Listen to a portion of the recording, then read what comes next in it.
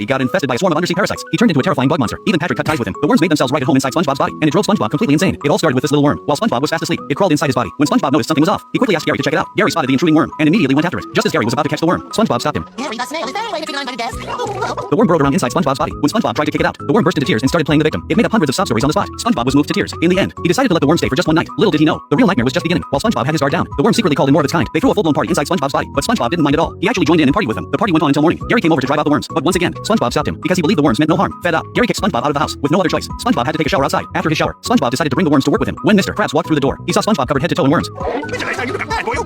SpongeBob tried his best to hide them, but it was no use. The worms got sprayed out but crawled right back into his body. Because of his worm-infested hands, SpongeBob got kicked out of the Krusty Krab. Mr. Krabs told him he could never come back until he got rid of those worms. This sent SpongeBob into a total panic. Just then, Plankton happened to walk by. Driven crazy by the worms, SpongeBob begged Plankton for help. For once, Plankton actually showed some kindness. He suited up, grabbed some bug spray, and got ready to help SpongeBob out.